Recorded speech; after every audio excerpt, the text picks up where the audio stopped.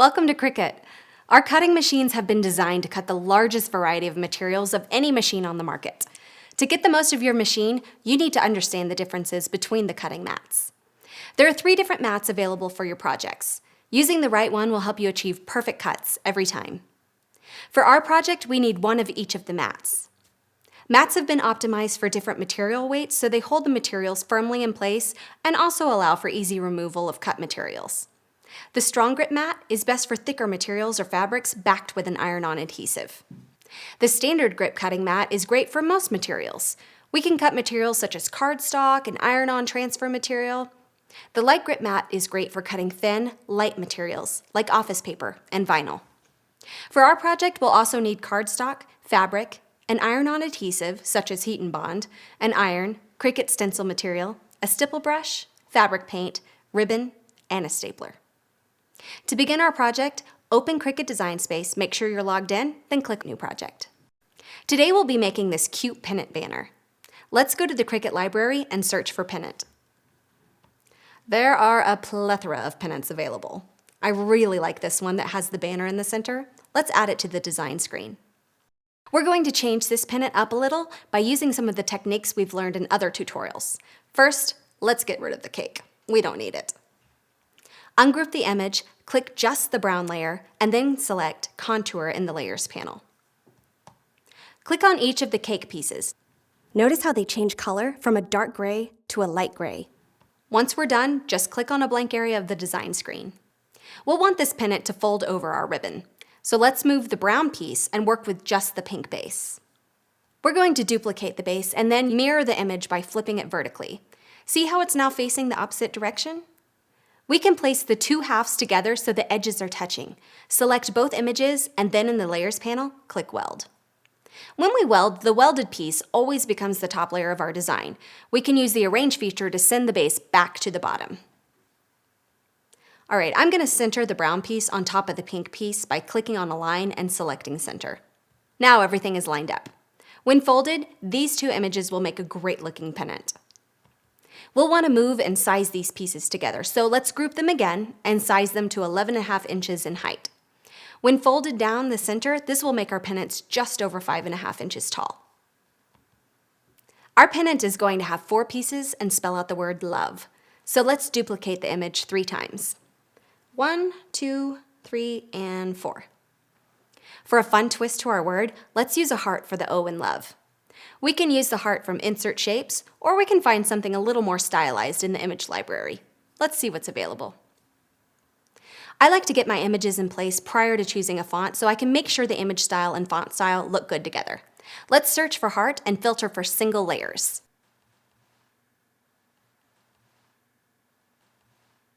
This heart will work. Now to add text, LVE. Let's filter for system fonts. These are fonts that are found on our system. Lucida Handwriting looks like a good font for our design. Place the L over the heart and size it so it's about the same size as the heart. With the text selected, click on the Advanced tab and then select Ungroup to Letters. Now separate the letters and then we can move them into place. We're going to make a stencil out of our letters, so add a square to the design screen.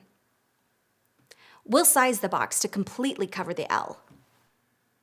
Make the letter the top layer and, using a line, center it on the square.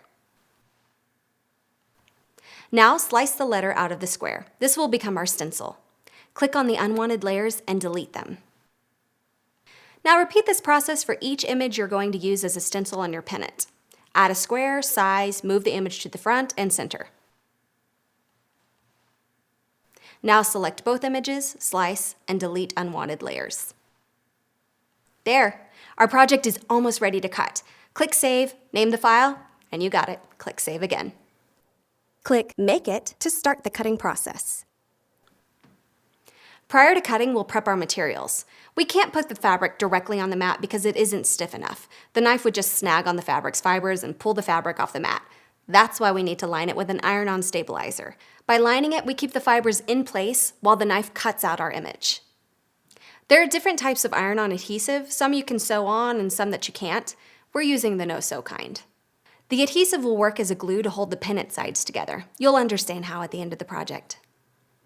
By looking at the mat preview, I can tell we need just over 8 inches of fabric lined with iron-on adhesive. So we've cut an 8.5 by 12-inch piece out of both the fabric and iron-on adhesive. Follow the instructions on the package to apply the iron-on adhesive, since each brand may vary a little. For this brand, place the fabric, right side, or nice side, down on your ironing board, and place the interfacing on the fabric, paper side up. You'll want to hold the iron in place for a few seconds. Repeat the process until the entire surface is bonded. Once it is cooled, remove the paper liner from the material. Place the fabric right side up on the strong grip cutting mat.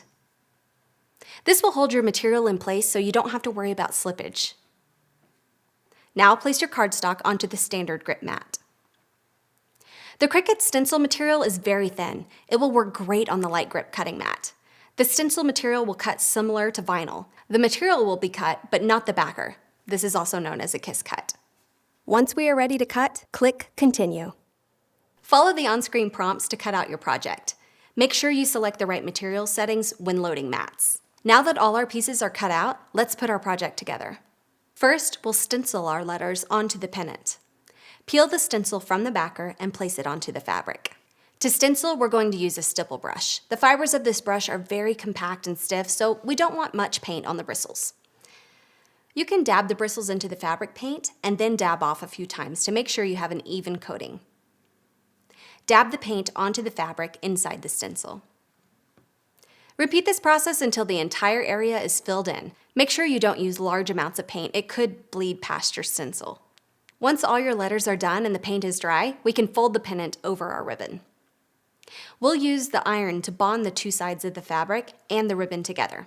Place your paint side down on your ironing board. Hold the iron in place for about 8 seconds, or as long as indicated on your iron-on adhesive package. Space the pennants equal distance from each other. Now place the cardstock topper over the fabric.